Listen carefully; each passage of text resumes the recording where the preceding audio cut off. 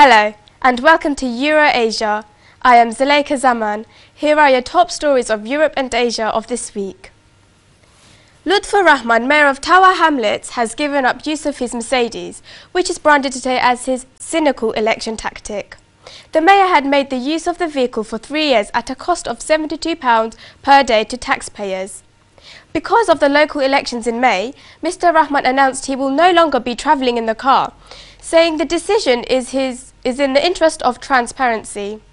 His use of the luxury vehicle, which has a starting price of £30,000, was first revealed in July 2011, at a cost of £360 per week to hire. The total amount spent on the Mercedes as the council seeks £100 million savings would seem to exceed £90,000. Although the mayor's office does not accept this figure, other London councils use far more costly vehicles than this one. This is simply mock outrage from the opposition, many of whom made use of official cars when they were in office. This was added later by a spokesman of his office.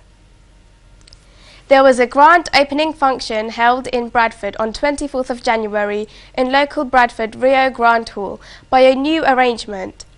This was mentioned as a grand Rio opening. The function was presented by Haki Ali. The speech of chief guest was delivered by City Mayor Councillor Khadim Ali.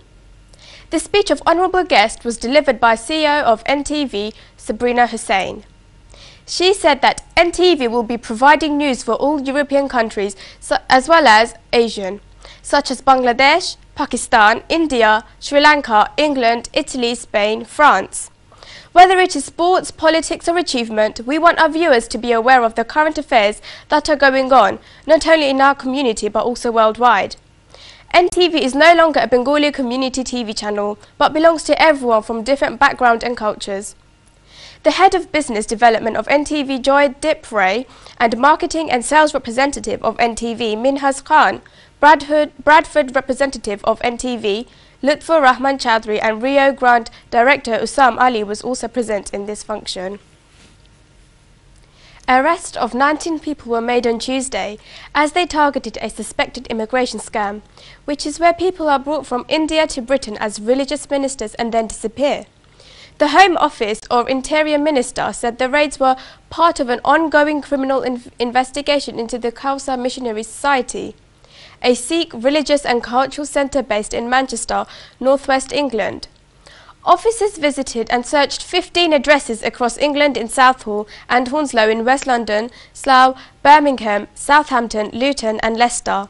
Separate to the criminal investigation, a further 9 people encountered during the raids were arrested on suspicion of immigration offences, including overstaying their visas. The Home Office said steps will be taken to remove any offenders from Britain.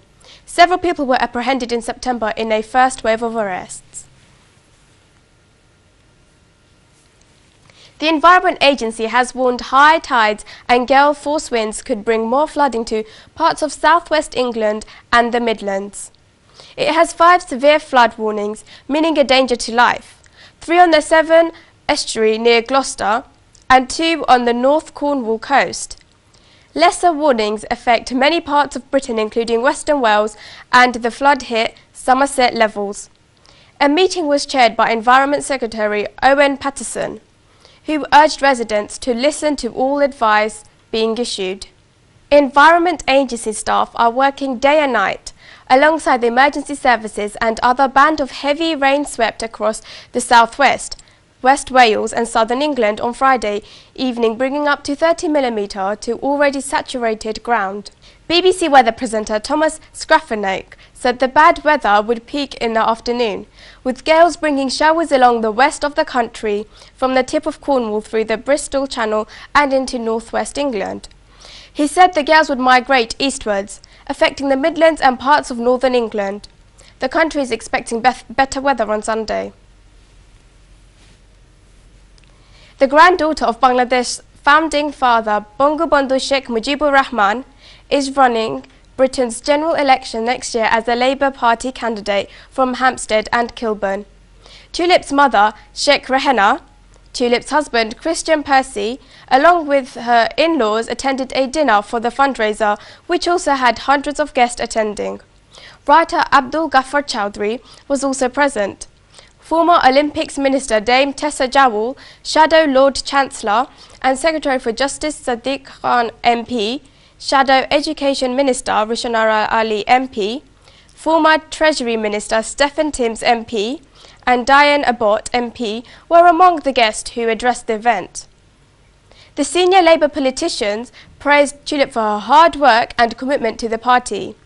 Tulip, in her long speech, said, "I have got a big job in front, to make sure a Labour MP gets elected in Hampstead and Kilburn to keep the Conservatives out." She said the Conservatives, the party in power, were dismantling the National Health Service, destroying education service. They were penalising people with disability in the UK. Tulip spoke of her ties to Kilburn and Hampstead, her present home where her mother had settled after Bangabandhu and the rest of the family were murdered in a bloody takeover in 1975. British Secretary for International Development Justine Greening, MP, has announced £2 million grant for Islamic Relief to help charity organisation in providing shelter, education and cash assistance to Syrian refugees. She made the announcement at Particulars House during a joint press conference with the UK Director of Islamic Relief, Jahangir Malik, OBE. She appreciated Islamic Relief for its charity projects which is carrying out around the globe. Islamic Relief's UK Director, Jahangir Malik, signalled the start of a significant change in the way ordinary Muslims are engaging and campaigning with the government to deal with the Syrian crisis. He said that owing to suspected murder, torture and damage of 11,000 detainees by the Syrian regime, British Muslim students and Islamic Relief and community representatives will personally deliver a UK-wide call for action signed by thousands to 10 Downing Street. Members of the South Asian community in the country are being encouraged by the Scottish Government to sign up for organ donations, as figures showed up that fewer than 1% of people are registered from this background. Despite the higher frequency of diabetes, kidney and heart disease among the South Asian in recent times, the trend of donating organs has not improved. 20 trained volunteers will speak to people of different faiths and cultural groups about organ donation in a bid to increase the number of organ donors. This has encouraged almost 1,000 people from these backgrounds to join the donors list. According to the report, a total of 44 people from the South Asian community in Scotland are waiting for life-saving transplants. Carl Slim, who was born in Britain, was in Thailand for a Tata Motors board meeting. He died after falling from a high-floor hotel window in a possible suicide.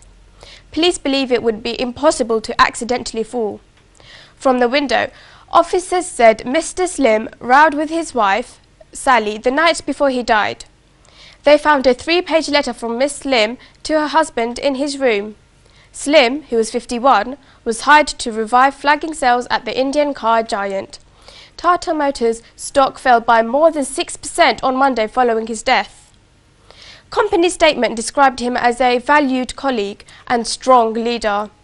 The British boss of Indian car giant Tata Motors jumped to his death from a Bangkok hotel room following a blazing row with his wife. It emerged yesterday. Carl Slim was handed a 3-page letter by his wife Sally detailing a family problem on Saturday night after she became so enraged she stopped speaking to him.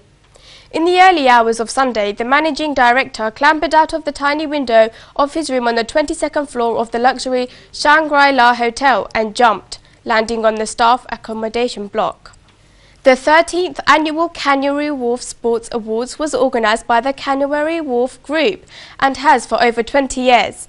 They have invested in sport to foster social and economic development in the local area.